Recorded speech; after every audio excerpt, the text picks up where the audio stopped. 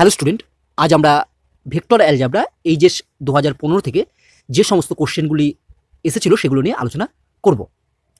তোমাদের semester 4-এ marks 2 এর জন্য যে প্রশ্নটি হবে সেটি হলো ল্যামডা এর যে মানের জন্য A vector equal to I cap plus 3 J cap minus K cap এবং B vector equal to 2 I cap plus 6 J cap plus lambda K cap vector দুটি পরস্পর সমান্তরাল হবে সেটি নির্ণয় করো।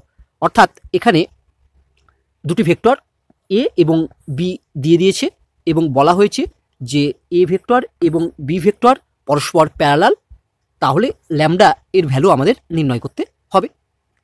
এই প্রশ্নের উত্তর করার পূর্বে আমরা একটি ফর্মুলা বা নোট পড়ে নেব। যদি এ ভেক্টর ও বি ভেক্টর সমান্তরাল বা সমরেখ হয়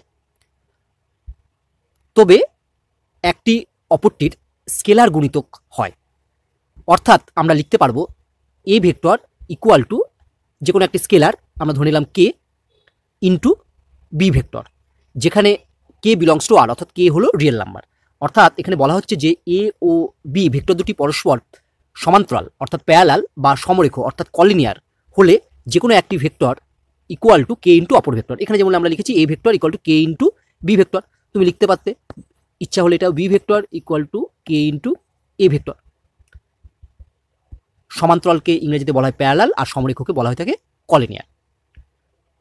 যদি A vector equal to A one I cap plus A two J cap plus A three K cap, B vector equal to A B one I cap plus B two J cap plus B three K cap এবং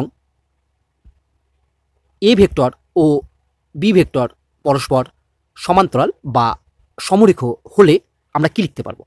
অতএব আমরা লিখতে পারবো, দেখো, যদি এক্ষেত্রে এ vector এবং B vector পরস্পর প্যারালাল বা কলিনিয়ার হয় তাহলে আমরা লিখতে পারবো আই ক্যাপের যে সহগ আছে তার অনুপাত, অর্থাৎ A one by B one equal to J ক্যাপের সহগ দুটির অনুপাত, অর্থাৎ জে ক্যাপের কোফিসিয়েন্টের অনুপাত ইকুয়াল টু আমরা লিখব A two by B two equal to হচ্ছে কে ক্যাপের সহগ বা কোফিসিয়েন্ট এর অনুপাত, অর্থাৎ A three by B three আমরা লিখতে পারবো।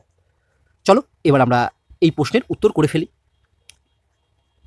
অ্যান্সার, যেহেতু এ ও বি ভেক্টর দুটি পরস্পর সমান্তরাল তাহলে আমরা 1 বাই প্রথমে লিখব 2। দেখো এখানে এ ভেক্টরের আই ক্যাপ এর সহগ হচ্ছে 1, বি ভেক্টরের আই ক্যাপ এর সহগ হচ্ছে 2, তাই আমরা লিখলাম 1/2 ইকুয়াল টু, দেখো যে ভেক্টরের সহগ হচ্ছে +3 তাহলে আমরা লিখব 3 বাই বি ভেক্টরের যে ক্যাপের সহগ হচ্ছে +6 বাই হচ্ছে 6 ইকুয়াল টু, এখানে এ ভেক্টরের কে ক্যাপের সহগ হচ্ছে দেখো -1 তাহলে আমরা লিখব -1 বাই বি ভেক্টরের কে ক্যাপের সহগ হচ্ছে ল্যামডা বাই হচ্ছে ল্যামডা। দিস ইমপ্লাইজ, এবার যদি আমরা লিখতে পারি এখান থেকে প্রথমটা আর এই শেষটা নিই তাহলে আমরা লিখব half equal to -1 by lambda. This implies এখান থেকে আমরা পাবো ল্যামডা ইকুয়াল টু -2, তাহলে অতএব ল্যামডা এর মান হলো -2। এটাই হচ্ছে আমাদের অ্যান্সার।